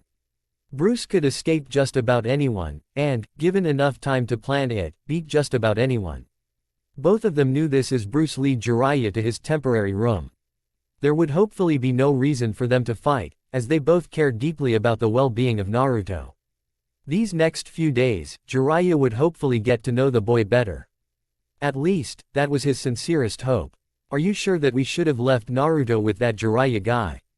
Robin asked, as he stood atop one of various tall buildings that lined Gotham with his mentor. Batman could understand his concern, as they'd only met Jiraiya less than a day ago. The fact that he'd broken into their house didn't help the matter. Yet, Bruce was very good at reading people, and felt that Jiraiya and Naruto would be fine on their own. It's okay Robin, Alfred's there to keep an eye on them. Besides, Jiraiya will be a good teacher for Naruto in these early stages. Now come on, we're only a couple hundred yards from the site of the murder. Batman and Robin started to jump from building to building, making their way to the location of a rather gruesome homicide. They soon found themselves at the bottom of a dark alley where the dead body had once lain. There were blood splatters on the walls and a strange scent filled the air. Batman didn't like the look of it. Robin, pull up the file and tell me everything that police have been able to dig on up this case. I'm gonna see if they missed anything. Robin got his holographic computer up and running, starting to look over the case file the police had gotten started. The victim's name is Charles Uditz. He was part of Carmen Falcone's group, but he went missing a few days ago. They suspect that it was because he was in a rival gang's territory. That would be the most logical conclusion, Batman said, noting that there was a yellow precipitate on the walls. This doesn't look like anything we've dealt with before. I'm gonna wanna get some samples, see if it's some kind of new street drug. Robin made a mental note of that for later. The cause of death was curved blade being flung into his skull. Ouch, now that had to hurt. Batman found the choice of weapon odd. A curved blade. That's not really something any of the current gangs has ever been known to do. I'll have to keep that in mind. I'm going to scrape some of this off the wall, take it back to the lab to get analyzed. I just wish we had better material to work with. If you wanted a simple, all you have to do is ask, a raspy voice came from above them. Both Bruce and Robin looked up to see the Scarecrow standing above them. Of course, the two of them had no idea who he was, leaving them at a disadvantage. Robin went right into making jabs at him. Looks like we've got a new bad guy in town. What's your name, new guy? Ragdoll seems pretty fitting. Try Scarecrow, little man, the dark man replied, and if you don't want to find out why, you should leave this place as soon as you can. There's nothing here that concerns you. Batman looked back him with his infamous glare. You do know who you're talking to, don't you? Ideal threats mean nothing to me and my partner. A few small pellets fell from the Scarecrow's sleeve. I'm not making threats. You may have been the master of fear in Gotham up until now, but allow me to show you why I'll be the new king. Scarecrow threw the pellets down at Batman and Robin, allowing them to burst into a fog of yellow power. Both of them tried to cover their faces with their capes, but there was only so much that they could do. If they'd had time, they would have gotten their gas masks on. Batman had the quicker reaction of the two, which was only natural since he'd been training for so long. Robin didn't have quite enough time and some of the powder went into his lungs. That was something that he was going to regret very much. Robin soon began to cough uncontrollably. This stuff is horrible. What the hell is it? You'll find out soon enough, the Scarecrow said, jumping in front of the vigilantes. You know, Batman, I wasn't trying to insult your early with the King of Fear remark. I admire you for use of fear. You understand as well as I do that it's fear that drives all of our actions in this world. Oh, and I'd keep an eye on your partner there. He doesn't have much longer before. Robin started to scream, horribly and with ear-piercing volume, get away from me. You're not real, you can't be real. I watched you die. No one else could see it, but in Robin's mind two bloody figures were walking towards him. A man and a woman, both dressed in circus clothes, had Robin ready to pass out from fear. They both pointed out a bloody finger at him. "Why, Dick? Why didn't you save us? Why did you let us fall? Why didn't you do something? Mom, Dad, I tried. I did everything I could to save you, I swear," Robin continued to scream, tears in his eyes. An aspersion of one's dead parents was not something you wanted to see. Batman looked at the boy wonder in fear and then looked at the Scarecrow. "What did you do to him?" The Scarecrow took a sickle out from his coat and spun it around in his hand. "I introduced him to the miracle that is the fear toxin. It really is something special. I wouldn't get too close to him if I were you. That would just scare him even more." Batman could see the Robin was only getting worse, as his screaming had gotten louder and he'd backed up against a wall. The boy was damn near catatonic. "Scarecrow, if you don't give me the cure for this stuff right now." "Cure? Huh?" The Scarecrow scoffed. "There's no cure for this, you fool, just as there's no true cure for fear. All your brat can do now is cower as his darkest visions take hold." Batman saw only one other option. "Well then I'll have to beat you until you give me something that I can use. I hope that you fight as well as you talk." The Scarecrow chuckled. "I suppose we could fight for a bit. I'm a pretty decent opponent. I've got my own style and everything.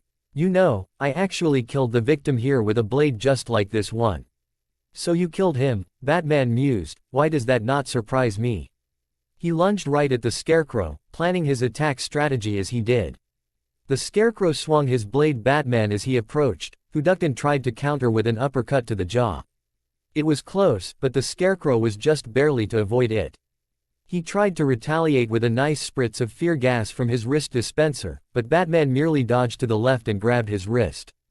Batman twisted his arm around and slammed his enemy into the wall, knocking the wind out of him. The Scarecrow felt as if this was already going poorly for him. "We haven't even been fighting that long and you've already made me lose some faith in myself. Very impressive. Perhaps it's time for me to move out.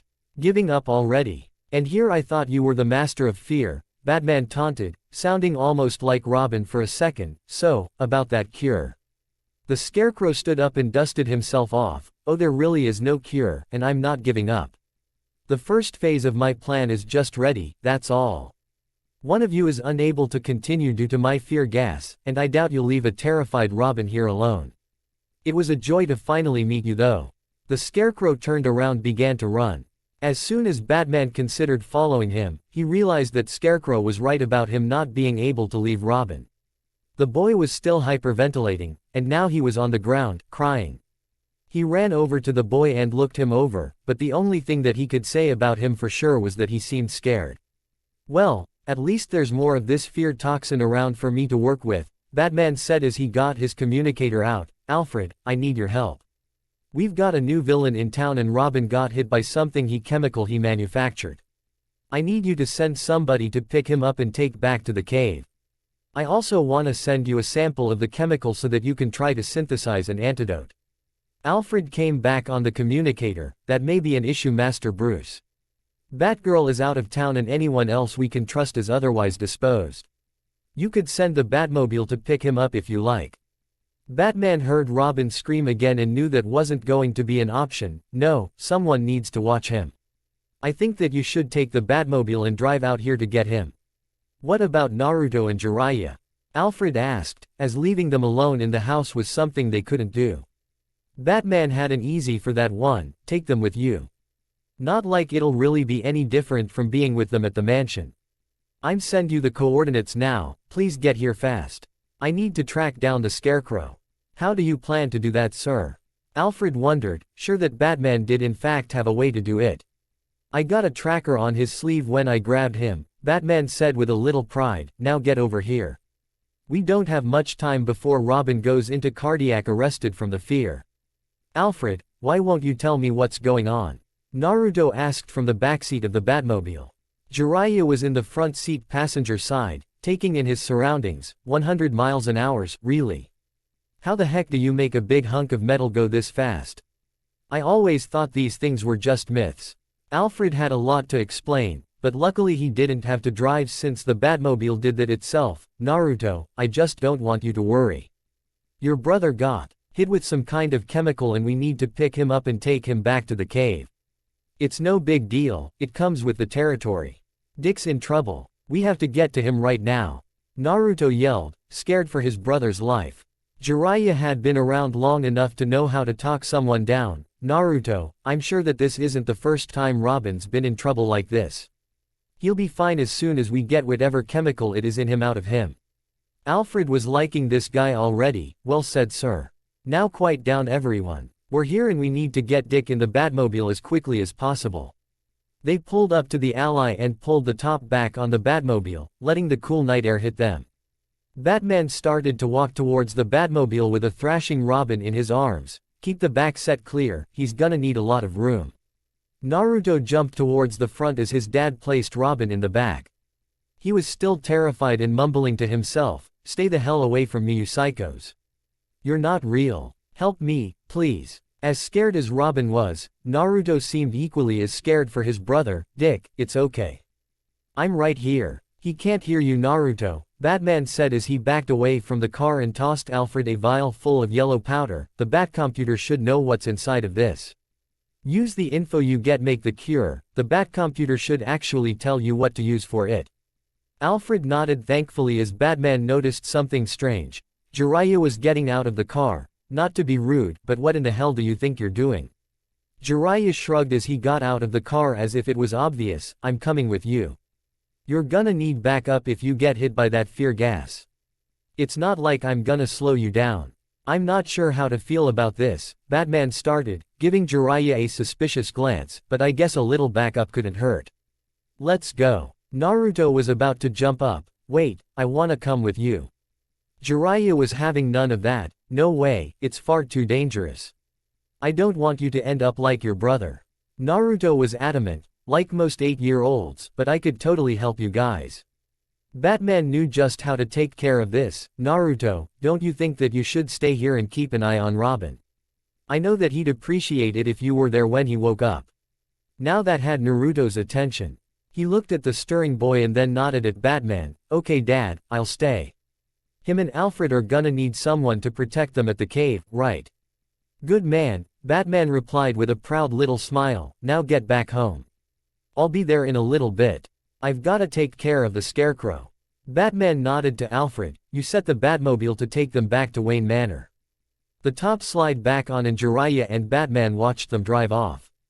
Jiraiya seemed a bit envious of the man. You're really good with him, ya know. Yeah, I know, Batman replied, thinking about the little boy who'd worked his way so easily into his life, but he makes it easy on me. He's a good kid. Once he's trained, he'll be a hell of a crime fighter too. Just a few more months and he'll be ready. Jiraiya only had one other thing to say, just keep him safe and happy, and we'll have no issues. Now, let's go find this psycho son of a bitch.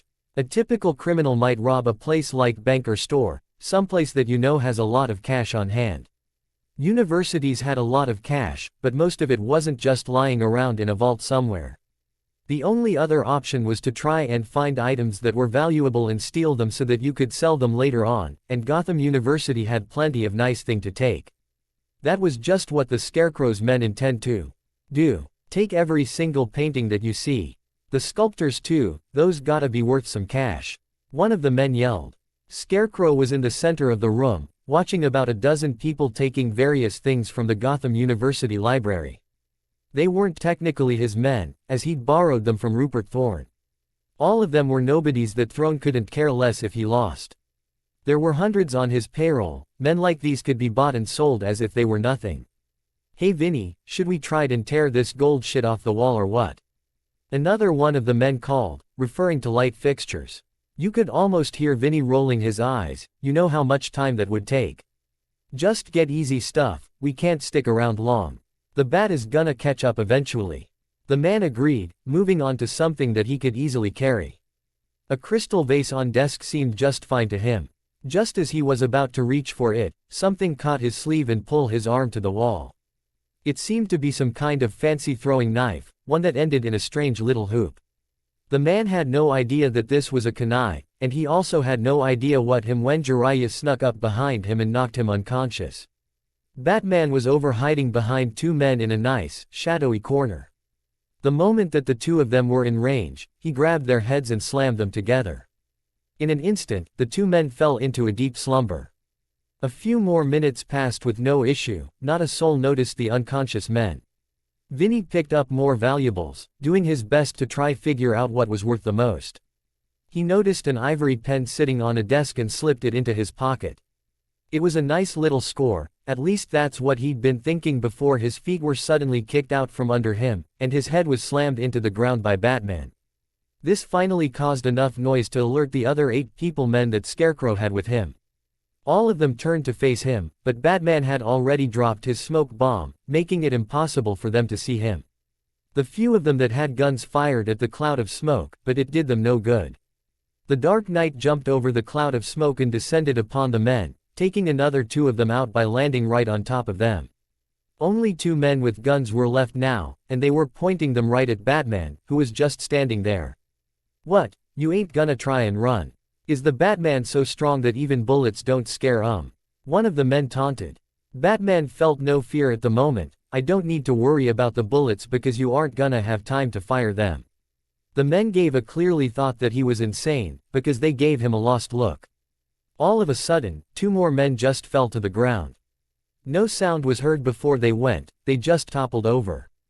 All of them turned around to see what had happened, only to find an older white-haired man standing behind him. "Hi there.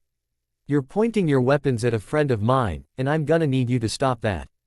If you don't, well." The men were shocked as Jiraiya appeared right in front of them, kicking one of them right in the face. He then turned to the 2 with guns and grabbed them both by the ankles, flinging them into a nearby bookshelf. There weren't many of them left at that point, but the ones that were left were running the hell out of there. First Batman, now this guy. No way in hell. Batman noticed that the Scarecrow seemed to be running as well, which he couldn't let happen. He pounced on the villain, forced him to the ground, being sure that he couldn't escape. "Not today, you madman. There's gonna be a nice comfy cell for you back at Arkham." "Wait, I'm not the Scarecrow. The guy just gave me his suit and told me act like I was in charge. I'm not him, I swear." The man screamed in a high-pitched voice.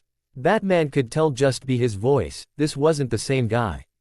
The suit switch must have been why the tracker led them here. "Well then, where's the real Scarecrow? Where can I find him?" The man wanted to pretend like he didn't know, but wasn't stupid enough to do that with the Batman. "The guy who runs this place, the campus president or whatever, he stores a ton of unmarked cash in a vault he's got in the office. Only the boss and me knew about it. He went to go and get that. I never saw his face though, and he's probably long gone by now. That's all I know." "Thanks," Batman murmured bitterly, and knocked the man out. He was useless to him now. Well, this was a colossal waste of time.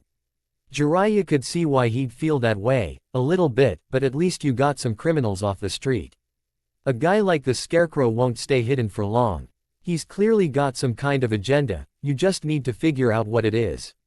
"When you're right, Batman said, still a little upset, "but I don't have to be happy about it. Let's get back to the cave. I wanna make sure that Robin's alright. Oh, and Jiraiya, nice job back there." "Thanks, you too," Jiraiya said, and with that they were off. Alfred had never been more grateful for the Batcomputer than he was right now. The miracle of a machine managed to create a formula for a cure in a mere 15 minutes, and Alfred had been able to make said cure in just 5. It turned out the toxin was made from a flower indigenous only to forests on the outskirts of Gotham. There was a few other things in it as well, but the flower, known as Phlos Matis, was the main ingredient. Once the cure was ready, Alfred put it into a syringe and injected it in the best vein that he could find on Dick. He'd stripped the boy of his costume and put him in simple street clothes. Hopefully this cure worked fast, or they were going to be in big trouble. "Alfred, Dick's gonna be okay, right?" Naruto asked, standing right beside his brother. Alfred knew that he needed to try and keep the boy calm. "I'm sure that he will, Naruto. Just give the cure some time. It has to work, it just has to." The minutes passed by like hours for the 2 of them. Dick just laid there, his trashing slowly starting to die down. After 6 agonized minutes, the boy finally shot up, gasping for air. "Who? What? When?" Naruto ran right to him and wrapped the boy in a hug. "Dick, thank God you're okay. I thought that I lost you for a second there." Dick hugged him back, fear still filling his eyes. Holy crap, that was awful. I've never felt anything like that. It was like a nightmare that just wasn't gonna end.